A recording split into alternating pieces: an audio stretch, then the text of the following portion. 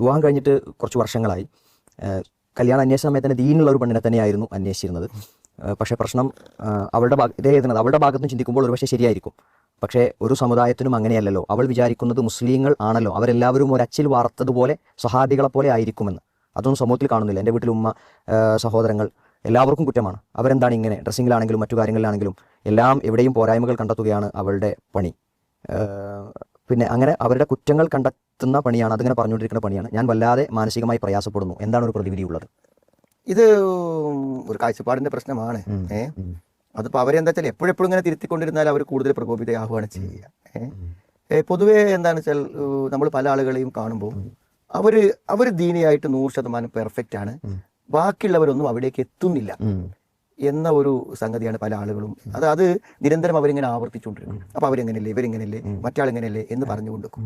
അപ്പോൾ സത്യം പറയുകയാണെങ്കിൽ ഇതിപ്പോൾ ഒരു ദീനാണ്. ഇത് മറ്റുള്ളവർ ഇപ്പം നിങ്ങളോട് നിങ്ങളുടെ വൈഫ് ഇങ്ങനെ പറയാൻ, നിങ്ങളുടെ അമ്മ എന്താ അങ്ങനെ, നിങ്ങളുടെ ജ്യേഷ്ഠൻ എന്താ അങ്ങനെ, നിങ്ങളുടെ ജ്യേഷ്ഠൻ്റെ മോൾ എന്താണ് ഇങ്ങനെ എന്നിങ്ങനെ ചോദിക്കുന്ന ഒരു ദാവത്ത്, ഒരു ഉപദേശ ശൈലി എവിടെന്നെങ്കിലും നമ്മൾ പഠിച്ചിട്ടുണ്ടോ? നിങ്ങൾക്ക് എന്തെങ്കിലും താറാറുണ്ടെങ്കിൽ അത് എന്നെക്കൊണ്ട് നിങ്ങളിൽ എങ്ങനെ അത് തിരുത്താൻ കഴിയും എന്നതിൽ കവിഞ്ഞ്, നിങ്ങളുടെ ഉമ്മ ആയതുകൊണ്ട് എന്ത് ചെയ്യണം, എന്താ ഉമ്മ എങ്ങനെ എന്ന് നമ്മളോട് ചോദിക്കുന്നതിൽ എന്തില്ല, അർത്ഥമില്ല.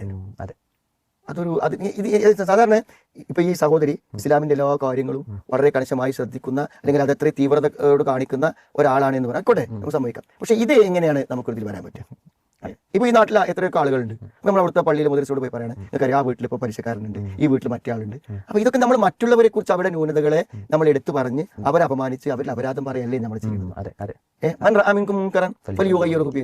ഒരു തിന്മ കണ്ടാൽ അതിനോട് എനിക്ക് എങ്ങനെ പ്രതികരിക്കാൻ പറ്റുമെന്നല്ലാതെ അത് നിങ്ങളുടെ ഭാര്യയാണെങ്കിൽ എൻ്റെ ഭാര്യ എന്താ ഇങ്ങനെ, മകളാണെങ്കിൽ മകൾ എന്താണ് ഇങ്ങനെ എന്ന് ചോദിക്കുന്ന ഒരു ദാവത്ത് യഥാർത്ഥത്തിൽ ഉണ്ടോ എന്ന് നമ്മൾ എന്ത് ചെയ്യണം, വിശകലനം ചെയ്യണമല്ലോ. ഇസ്ലാമിന്റെ ഒരു പ്രമാണത്തിന്റെ അടിസ്ഥാനത്തിലാണ് ഇവരൊക്കെ ചെയ്യുന്നതെങ്കിൽ അതിന്റെ പ്രമാണങ്ങൾ കൂടെ നമ്മൾ എന്ത് ചെയ്യേണ്ടതുണ്ട്, വിശകലനം ചെയ്യേണ്ടതുണ്ട്. അപ്പൊ ഇതൊക്കെ എന്തുള്ളൂ എന്ന് വിചാരിച്ചാൽ പല തുസക്കോ അംഫുസക്കോ എന്ന് പറഞ്ഞില്ലേ, നമ്മളിങ്ങനെ പരിശുദ്ധപ്പെടുത്താൻ, മറ്റുള്ളവരെ നമ്മൾ വിമർശിക്കുമ്പോഴും പറയുമ്പോഴൊക്കെ നമ്മൾ കുഴപ്പമില്ലാത്ത ഒരാളാണ് എന്ന് വരുത്തി തീർക്കാനുള്ള ഒരു മനസ്സിന്റെ ശ്രമത്തിൽപ്പെട്ടതാണ് ഇതൊക്കെ സംഭവിക്കുന്നത്.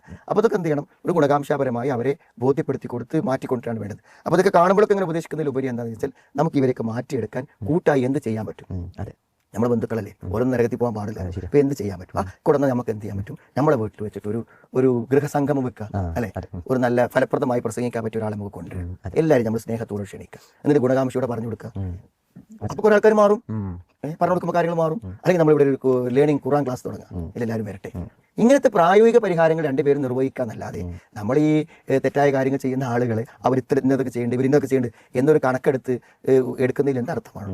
അപ്പോൾ അതൊക്കെ ഒരു പ്രായോഗികമായി അവരെ ബോധ്യപ്പെടുത്തി അതിനുള്ള വഴികൾ കണ്ട് മുന്നോട്ട് പോകാനുള്ളതേ പറ്റുള്ളൂ.